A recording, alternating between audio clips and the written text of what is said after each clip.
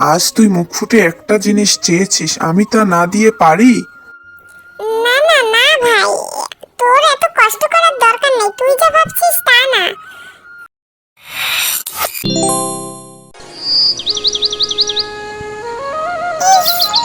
যদি আমার বাবা মা বেঁচে থাকতো তাহলে আমিও ইলিশ ভাজা খেতে পারতাম। এই বর্ষায় ইলিশ দিয়ে খিচুড়ি কি যে মজা। আরে আজ আমার বাবা মা বেঁচে নেই। সবই তো বুঝি রে বোন, কিন্তু কি করি? আমাদের সংসারে তো নুন আনতে পান্তা ফুরোয়। সেই ছোট থাকতে বাবা মা মারা যায়। আজ দুজনে নুন ভাত খেয়েই বেঁচে আছি। কি করে যে তোর এই সাতটুকু পূরণ করব, কখনোই কিছু মুখ ফুটে চাসনি, আর আমিও তা দিতেও পারিনি কখনো। খুকুমণি, কি হয়েছে খুকুমণি? তোর মন খারাপ কেন? আজ সারাদিনই দেখছি কেমন আনমনা আনমনা। কি হয়েছে তোর, বল দেখিনি। কই কিছু না তো ভাই, এমনি। আচ্ছা ভাই বলো তো, একটা ইলিশ মাছের দাম কত নিবে বাজারে? ইলিশ মাছ? সে তো মেলা দাম বোন। কেন, তোর কি খেতে ইচ্ছে হচ্ছে? বল দেখিনি খুকুমণি আমাকে একটু। আরে না না, খেতে ইচ্ছে হবে কেন? অত দামি মাছ আমার খেতে ইচ্ছে হয় না, এমনি আর কি একটু জানতে চাইছিলাম আর কি। খুকুমণি, ছোটবেলা বাবা মা মারা যাওয়ার পর থেকে তোকে আমি সেই কোলে পিঠে করে মানুষ করেছি। তুই আমার কাছে মিথ্যে বলিস না বোন। আমি জানি তোর খুব ইলিশ মাছ ভাজা খেতে ইচ্ছে হচ্ছে, আর খিচুড়ি। তুই আমার কাছ থেকে কিছু লুকোস না রে বোন। ইয়ে মানে মানে একটু খেতে ইচ্ছে হচ্ছিল ভাই, কিন্তু অত দামি মাছ তো আমাদের পক্ষে কেনা সম্ভব না। হ্যাঁ রে খুকুমণি, সবই তো বুঝি, কিন্তু কি আর করব বল। আমি তো আমার সাধ্যে কুলিয়ে উঠতে পারি না রে খুকুমণি। তাও আমি চেষ্টা করব, তুই কখনোই আমার কাছে কিছু চাইসনি। আজ তুই মুখ ফুটে একটা জিনিস চেয়েছিস, আমি তা না দিয়ে পারি? না না না ভাই, তোর এত কষ্ট করার দরকার নেই, তুই যা ভাবছিস তা না। তুই আমাকে ভুল বুঝিস না, আমার খেতে ইচ্ছে হচ্ছে না।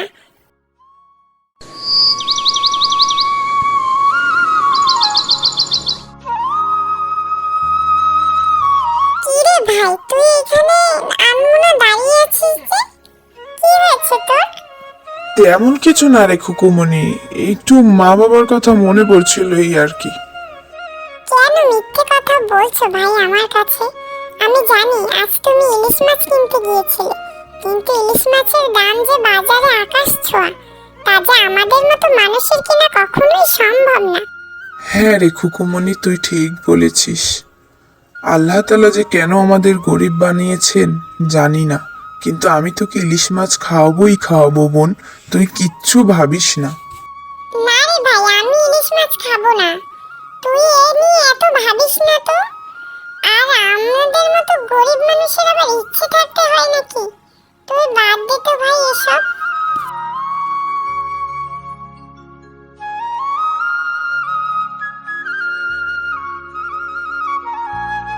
খুকুমণি, ও খুকুমণি, কই গেলি রে? এদিকে আয় বোন, দেখে যা তোর জন্য আমি কি নিয়ে এসেছি। কই গেলি রে খুকুমণি? এই তো ভাই, কি হয়েছে? কি রে, ইলিশ মাছ এনেছিস? ভাই আমার, তুই ইলিশ মাছ এনেছিস আমার জন্য? কোথায় পেয়েছিস ভাই ইলিশ মাছ? আজ বাজারে গিয়েছিলাম, রহিম কাকার সাথে দেখা হলো। তার কাছ থেকে 1000 টাকা ধার নিয়ে ইলিশ মাছ কিনেছি তোর জন্য। সত্যি ভাই আমার, তুই আমার সেরা ভাই, তুই আমার সেরা ভাই। থাক থাক, আর বলতে হবে না। এখন দ্রুত গিয়ে ইলিশ মাছটি কেটে ধুয়ে রান্না কর, তারপরে খিচুড়ি দিয়ে দুই ভাই বোন আজ জমিয়ে খাবো। হ্যাঁ হ্যাঁ ভাই, তুই কিচ্ছু চিন্তা করিস না, আমি আজ জমিয়ে রান্না করব আর দুই ভাই বোন জমিয়ে খাবো।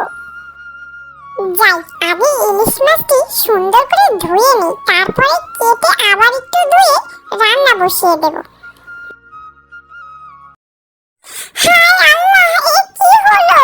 ইলিশ মাছটি যে খালে পড়ে গেল, এখন কি হবে? হায় আল্লাহ, আমার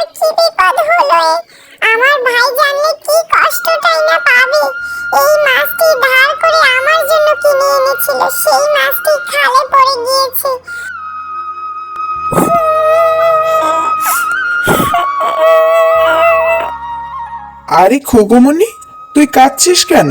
কি হয়েছে? কে তোকে কি বলেছে? আর ইলিশ মাছ কোথায়?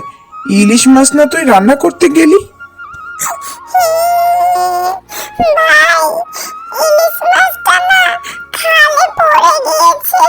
আমি ধুতে গিয়েছিলাম। কি হবে এখন? কি বলছিস?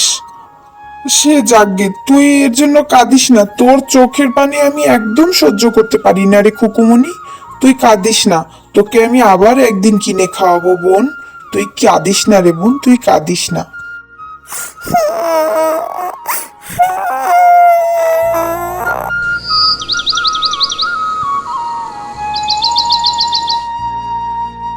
আরে, খালে এত মাছ আসলো কোথা থেকে? দেখি তো। আরে, এ যে ইলিশ মাছ! ইলিশ মাছ কোথা থেকে এলো এত ইলিশ মাছ? খুকুমনি, ও খুকুমনি, এদিকে আয় তো। হ্যাঁ রে ভাই, তুমি আমাকে ডাকলে? কি হয়েছে? আরে দেখ দেখ, আমাদের খালে এত ইলিশ মাছ কোথা থেকে এলো? আমাদের এই খালে তো কোনো মাছই ছিল না। তাহলে ইলিশ মাছ কোথা থেকে এলো রে খুকুমনি, তুই কি জানিস? ভাই, আমার মনে হয় কি কালকে তুমি যে ইলিশ মাছটি এনেছিলে ওই মাছটা তো এই খালেই পড়েছিল। ওই মাছটা থেকেই মনে হয় এত মাছ হয়েছে। এক্ষুনি ভাইয়া জাল এনে তাড়াতাড়ি আমাদের খালে বেরিয়ে দাও, তাহলে আর মাছ বের হতে পারবে না। আমরা ইলিশ মাছের চাষ করব। তুই ঠিক বলেছিস খুকুমনি, আমি এক্ষুনি গিয়ে নেট কিনে আনি। নেট কিনে এনে আমি খালের এ মুড়ো থেকে ও মুড়ো ব্যারিকেড দিয়ে দিই, তাহলে আমাদের আর মাছ বের হতে পারবে না। আজ থেকে আমরা ইলিশ মাছের চাষ করব। ইলিশের আর কোনো অভাব হবে না। তুই ইচ্ছে মতো খেতে পারবি বোন। ভাই, আল্লাহ যা করে ভালোর জন্যই করে। দেখেছিস কালকে মাছটি আমাদের খালে পড়ে যাওয়ার ফলে আজ আমাদের এত মাছ হয়েছে। আল্লাহ সবকিছু ভালোর জন্যই করে রে ভাই। তুই ঠিক বলেছিস খুকুমনি, তুই ঠিক বলেছিস। আলহামদুলিল্লাহ, আল্লাহ আলহামদুলিল্লাহ। রত্নপুর নগরে 3 ব্যক্তি ছিল, যার একজন ছিল অন্ধ, দ্বিতীয়জন ছিল কুষ্ঠ বা ধবল রোগী এবং তৃতীয় ব্যক্তি ছিল টেকো। এই নগরের রাজা এই 3 ব্যক্তিকে পরীক্ষা করতে চাইলেন। তিনি তাদের কাছে একজন ছদ্মবেশী প্রহরী পাঠালেন। প্রহরীটি প্রথমে কুষ্ঠ রোগীর কাছে এলেন। আসসালামু আলাইকুম। ওয়ালাইকুম আসসালাম। হে কুষ্ঠরোগী, কোন জিনিস তোমার কাছে বেশি প্রিয়? আমার কাছে সব থেকে বেশি প্রিয় হইল সুন্দর ত্বক এবং সুন্দর রং, আর এই কুষ্ঠ রোগ থেকে আরোগ্য। যে রোগের লেগে মানুষ আমারে ঘৃণা করে।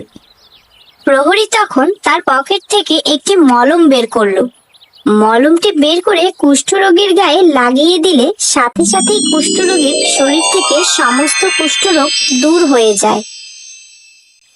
আল্লাহর অশেষ দয়ায় লোকটির কুষ্ঠরোগ দূর হয়ে গেল এবং লোকটি তখন খুব খুশি হলো নিজের সুন্দর ত্বক দেখতে পেয়ে। তখন ছদ্মবেশী প্রহরী তাকে জিজ্ঞাসা করলো, কোন সম্পদ তোমার কাছে অধিক প্রিয়? ওটা আমার অধিক প্রিয়। তখন প্রহরীটি তাকে 10 মাসের গর্ভবতী একটি উট দান করলেন এবং প্রহরী দোয়া করলেন, আল্লাহ তোমার ধন সম্পদে বরকত দান করুন। এরপর প্রহরী গেলেন টাক মাথাওয়ালা ব্যক্তির কাছে। তাকে জিজ্ঞাসা করলেন, কোন জিনিস তোমার কাছে অধিক প্রিয়? সুন্দর চুল এবং সেই সাথে এই টাক থেকে চিরদিনের জন্য মুক্তি, যার জন্য লোকেরা আমারে ঘৃণা করে। প্রহরীটি তখন তার পকেট থেকে একটি তেল বের করে তার মাথায় লাগিয়ে দিলেন এবং সাথে সাথে তার মাথায় অলৌকিকভাবে আল্লাহর ইচ্ছায় তার টাক ভালো হয়ে গেল এবং তার মাথা ভর্তি চুল গজিয়ে গেল। এরপর প্রহরীটি তাকে জিজ্ঞাসা করলেন, কোন সম্পদ তোমার কাছে অধিক প্রিয়? গরু আমার অধিক প্রিয়। তখন প্রহরীটি তাকে 10 মাস গর্ভবতী একটি গাভী দান করলেন এবং তাকে দোয়া করলেন, আল্লাহ তোমার সম্পদে বরকত দান করুন। এরপর প্রহরীটি এলেন অন্ধ ব্যক্তির কাছে এবং যথারীতি তাকেও জিজ্ঞাসা করলেন, কোন জিনিস তোমার কাছে অধিক প্রিয়? অন্ধ লোকটি তাকে বললেন, আমার দৃষ্টিশক্তি। আল্লাহ তাআলা আমার দৃষ্টিশক্তি ফিরিয়ে দিলে আমি তা দিয়ে লোকজনকে দেখতে পাবো। তখন প্রহরীটি তার পকেট থেকে একটি ঔষধ বের করে তার চোখে লাগিয়ে দিলে অন্ধ লোকটির সাথে সাথেই তার চোখের দৃষ্টিশক্তি আল্লাহর ইচ্ছায় ফিরে পায়। তখন লোকটি খুশিতে আত্মহারা হয়ে গেলেন এবং প্রহরীটি তাকে জিজ্ঞাসা করলেন, কোন সম্পদ তোমার কাছে অধিক প্রিয়? বকরি আমার কাছে অধিক প্রিয়। তখন প্রহরীটি তাকে একটি গর্ভবতী বকরি দান করলেন এবং তাকে দোয়া করলেন, আল্লাহ তোমার সম্পদে বরকত দান করুন। এরপর প্রহরীটি তার নগরে ফিরে গেলেন এবং এর কিছুদিন পরেই এই তিন ব্যক্তি অনেক উট, গাভী ও বকরির মালিক হয়ে গেল এবং সম্পদ এত পরিমাণেই বৃদ্ধি পেল যেখানে উটে একটি ময়দান হয়ে গিয়েছিল, বকরিতে একটি ময়দান হয়ে গিয়েছিল এবং গাভীতে একটি ময়দান হয়ে গিয়েছিল। কিন্তু তাদের পরীক্ষা তো এখনো বাকি। কয়েক বছর পরই রাজা চাইলেন আবারও তাদের পরীক্ষা করবেন, তাই প্রহরীকে তিনি আবারও তাদের নগরে পাঠালেন। এরপর প্রহরী আবারও ছদ্মবেশে সরাসরি কুষ্ঠরোগীর কাছে গেলেন এবং তিনি কুষ্ঠরোগীকে বললেন, আমি একজন মিসকিন লোক। সফরে আমার সব সম্পদ শেষ হয়ে গিয়েছে, তাই আমার আর গন্তব্যস্থানে পৌঁছানো সম্ভব হচ্ছে না। আল্লাহর রহমতে আমি তোমার কাছে সেই আল্লাহর কসম দিয়ে একটি উট চাইছি, যিনি তোমার গায়ের রং, গায়ের চামড়া সুন্দর করে দিয়েছেন এবং তোমাকে এত সম্পদশালী বানিয়েছেন। তুমি আমাকে একটি উট দিলে আমি সফর শেষে আমার গন্তব্যে পৌঁছাতে পারি। কুষ্ঠরোগীটি বলল, আমার ঘাড়ে ইতিমধ্যে অনেক দায় দায়িত্বের বোঝা, এর ভিতরে আবার তোমাকে সাহায্য করা সম্ভবই না। তোমাকে কোনো উট দিতে পারবো না বাপু। আচ্ছা, কেন যেন তোমাকে আমার চেনা চেনা লাগছে। আচ্ছা, তুমি কি সেই কুষ্ঠরোগী যাকে লোকে ঘৃণা করত? তুমি গরিব ছিলে, তুমি মুখাপিকি ছিলে, তারপর মহান আল্লাহ তোমাকে উত্তম রং, সুন্দর ত্বক এবং সুস্থতা দান করেছেন এবং অধিক সম্পদের মালিক করেছেন। তুমি কি সেই ব্যক্তি নও? না না না, কি আজে বাজে কথা কও। তোমার কথা মোটেও ঠিক নয়। এসব অর্থ সম্পদ আমি উত্তরাধিকার হিসেবে পাইছি। তুমি যা বললে তা যদি মিথ্যা হয়ে থাকে, তবে তোমার অকৃতজ্ঞতার জন্য আল্লাহ তাআলা তোমাকে আবার আগের অবস্থায় ফিরিয়ে দিবেন। এই বলে প্রহরীটি সেখান থেকে চলে এলো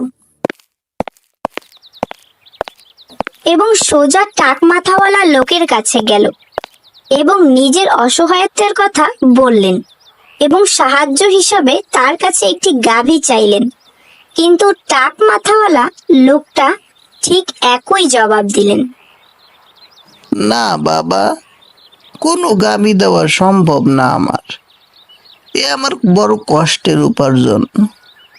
এরপর প্রহরী বলল, তুমি যদি মিথ্যে কথা বলে থাকো তাহলে নিশ্চয়ই আল্লাহ তাআলা তোমাকে অবশ্যই পূর্বের অবস্থায় ফিরিয়ে দিবেন।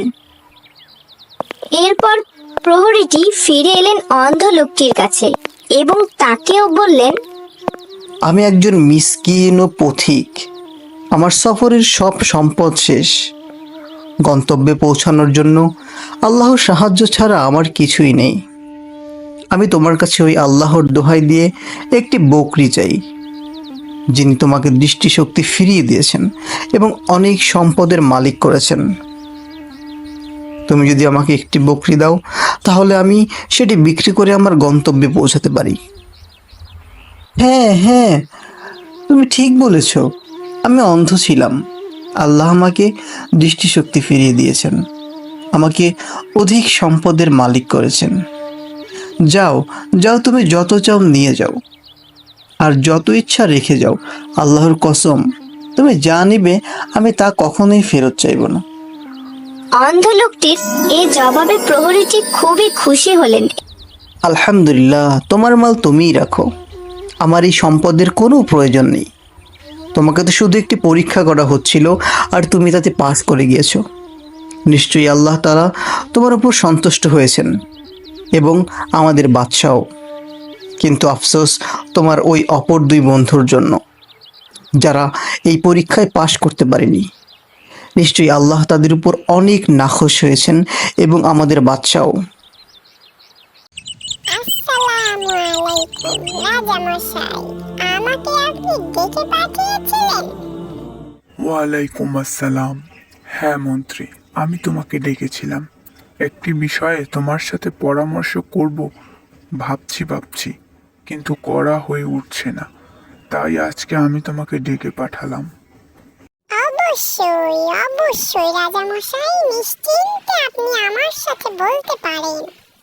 মন্ত্রী, আমি চাই একটু রাজ্য ভ্রমণ করতে বের হতে, তবে তা গোপনে এবং ছদ্মবেশে। আমি দেখতে চাই আমার রাজ্যের মানুষ আসলেই কি ভালো আছে, নাকি আমার সামনে সবাই ভালো থাকার অভিনয় করে। আমাকে তো পরকালে এর জবাবদিহিতা করতে হবে মহান আল্লাহর কাছে। তাই আমি সিদ্ধান্ত নিয়েছি যে আমি ছদ্মবেশে তোমাকেও সাথে নিয়ে বের হব রাজ্য ভ্রমণ করতে। কেমন হয় বিষয়টি বলো তো? মহারাজ, এ কি বলেন আপনি? আপনার রাজ্যে সবাই ভালো আছে, আপনার রাজ্যে কেউ খারাপ থাকতেই পারে না। আপনার মতো রাজা যে রাজ্যে আছে, সে রাজ্যে আবার কোনো কষ্ট আছে নাকি? খামোশ মন্ত্রী, যা বলেছ, আর একটি কথাও বলবে না। আমি তোমাকে আগেও বারণ করেছি যে আমাকে কখনোই তেল দেওয়া কথা বলবে না। আমি একদম এগুলো পছন্দ করি না। তুমি এরপর যদি আমার সাথে এই ধরনের কথা বলো, তাহলে কিন্তু এর ফল ভালো হবে না বলে দিলাম।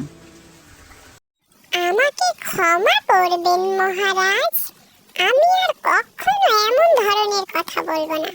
আপনি যে সিদ্ধান্তই নিয়েছেন, যথার্থই নিয়েছেন। আপনি যখন চাইবেন তখনই আমি তৈরি। তাহলে আমি আর দেরি করতে চাইছি না মন্ত্রী, আমি আজই বের হতে চাই। অবশ্যই অবশ্যই রাজামশাই, আপনি যা বলবেন তাই হবে।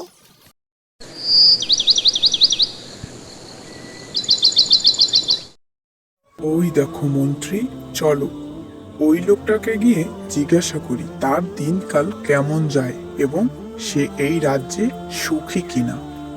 মহারাজ, একে দেখলেই বোঝা যাচ্ছে এ প্রকৃত সুখী। একে জিজ্ঞাসা করার কিছুই নেই। খামোশ মন্ত্রী, তুমি আবারও বেশি কথা বলছো। আমি বলেছি না তুমি বেশি কথা বলবে না। আমি বেশি কথা পছন্দ করি না। মাফ করবেন রাজামশাই, মাফ করবেন। আর হবে না, আর হবে না। চলুন চলুন। আসসালামু আলাইকুম কৃষক ভাই, কেমন আছেন? দিনকাল তো ভালোই যাচ্ছে মনে হয় আপনাদের। ওয়ালাইকুম আসসালাম। তা আল্লাহর রহমতে ভালোই যায় বাবা। তা তোমরা কারা? তোমাদের তো চিনলাম না। আমরা পাশের গ্রাম থেকে এসেছি আপনাদের গ্রামটা একটু ঘুরে দেখব বলে। ও, তা তো বেশ ভালো কথা। আমি শুনেছি আপনাদের এই রাজ্যের রাজা নাকি ভীষণ রাগী এবং সে খুবই বদমেজাজি। সে কখনোই কোনো প্রজার খোঁজ খবর নেন না। এটা কি আসলেই ঠিক চাচা? না বাবা, এসব কথা সব মিথ্যে। আমাদের রাজা ভীষণ ভালো লোক, তার মতো লোকই হয় না। সে সকল প্রজার খোঁজ খবর রাখেন এবং সে মহান। আরে ও চাচি, আপনার এত মন খারাপ কেন চাচি? আপনার এই পোশাক আশাকের এই অবস্থা কেন? আপনি আপনার রাজার কাছে গিয়ে আপনার সমস্যার কথা জানান না কেন চাচি? কি বলবো বাবা, আমার একখান ছেলে ছিল। সে ছেলে রাজার প্রহরীদের কাজ করত। আজ 4 মাস হয়ে গেল, ছেলেটার কোনো খোঁজ নেই। আমি এক বিধবা মা, ছেলেটিকে কষ্ট করে বড় করেছি। কোনো খোঁজ নেই। রাজার কাছে গিয়ে কি হবে? রাজা কি রাজার আদেশ নির্দেশ পরিবর্তন আমার জন্য করবে? কখনোই না। রাজা তো আপনাদের জন্যই চাচি। আপনাদের সমস্যায় যদি সমাধান করতে না পারে তাহলে সে কিসের রাজা? মহান আল্লাহ তাআলার কাছে তো সে ওয়াদাবদ্ধ আপনাদের জন্য। আপনাদের সুবিধা অসুবিধা তো তার দেখার দায়িত্ব।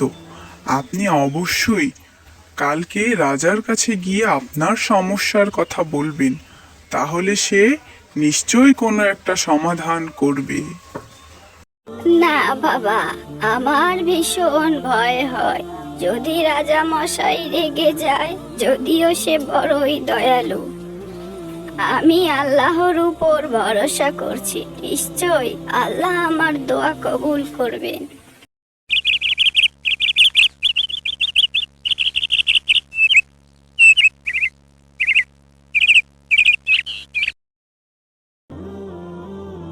শোনো সভাসদ, আমি আজকে একটি জরুরি সভা ডেকেছি।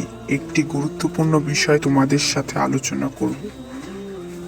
আমি চাইছি আমাদের যে প্রহরী থাকে বিভিন্ন অঞ্চলে, তারা পাহারারত থাকে, তাদের তো 6 মাসের জন্য সময়সীমা বাঁধা থাকে।